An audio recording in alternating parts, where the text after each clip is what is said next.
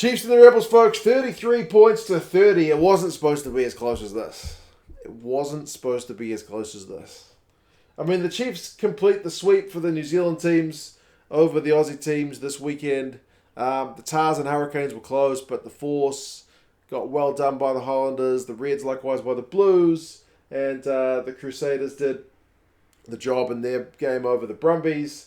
The Rebels were supposed to get a bit of a hiding from the Chiefs after copping one from the Blues last week, but it finished at the death. I mean, the Rebels could have easily won this game. We'll go over some key events and stats, but ultimately it's certainly closer than I expected. Going into this one, I was thinking, man, I should chuck a few bucks on the Chiefs 13 plus at the TAB, but no, I'm glad I didn't, because I would have been out a few bucks.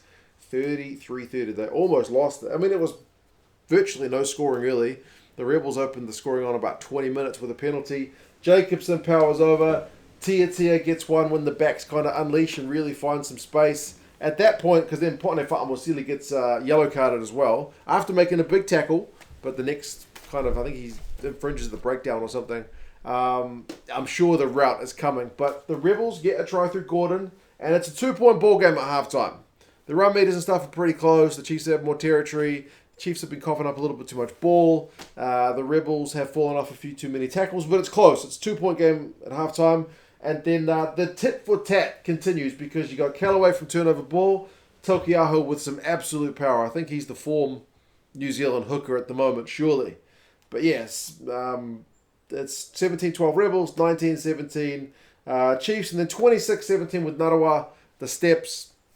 Pretty sweet stuff. Once again, I'm convinced, right, this game's about to blow open. Chiefs are going to go and put on a bunch of points over the Rebels here. But Hodge manages to get a stupid try if you're a Chiefs fan, because just nobody takes a high ball. They let the bloody thing bounce, and sure enough, Reece Hodge galloping. I've mentioned it before. Reece Hodge doesn't have that much acceleration, but when he gets up a gallop, he's actually pretty quick. And he goes over for a try. So suddenly it's a 2-point ball game. And then with a penalty, 27-26, the comeback is complete. The Rebels are in front. Jacobson gets a yellow card for a high tackle. And then the Rebels are absolutely knocking on the door. 75 minutes. They're a point ahead. They're knocking on the door. They've got the Chiefs right where they want them. They opt for the 3, which I guess is the sensible decision. But part of me's always liked the fact that if you're ahead, even if it's only by a score, just kick for touch and stay down that end of the field. Now, obviously, if you go and lose the line out, or if you call for a scrum and you get pinged, you look stupid. Hindsight's always 20/20. But a 4-point lead against the Chiefs, I know they need a try, but you're inviting them to come back and attack. You're backing your defense, basically. You're backing your defense to be able to hold out for, I don't know, like 4 minutes or whatever it is.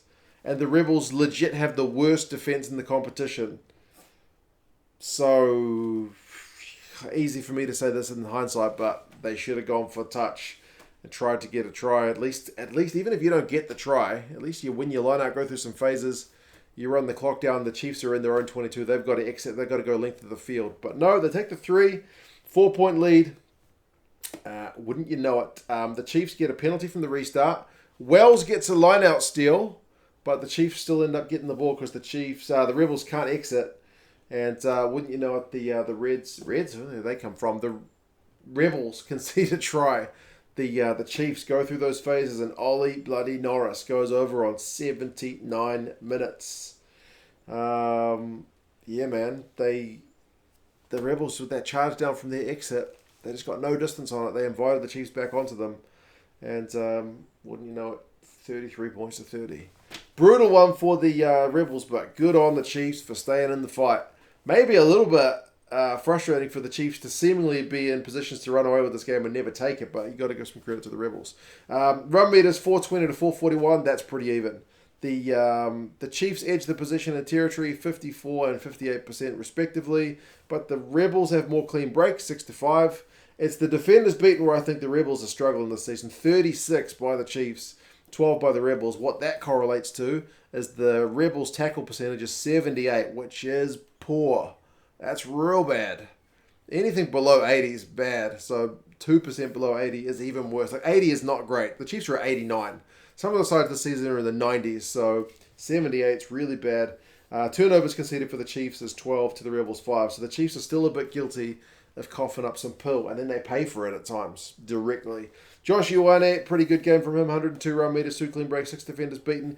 Kane makes 13 tackles. He's the top tackle, but he does fall off a couple. The Rebels front row, the 3 of them miss 7 tackles, the starting front row. Their back row misses 7 tackles. That's like easily double what the Chiefs had, I think, for both. So, yeah, Hodgie, 82 run meters, a clean break, 2 defenders beaten, but in a losing shift for the Rebels. The Rebels are away to the Hurricanes next, so it doesn't get any easier for them. Whereas the Chiefs are at home to the Force, and the Force aren't on a great run, so they'll be backing themselves to continue or put a couple of wins together anyway. Lots of lead changes in this game, so a really entertaining game. But, yeah, the Rebels couldn't quite get it done. Well done, Chiefs. We'll see if they can get a bit of consistency as we head into the business end. But anyway, you guys let me know your thoughts on this one, and I'll talk to you guys again soon. See you later.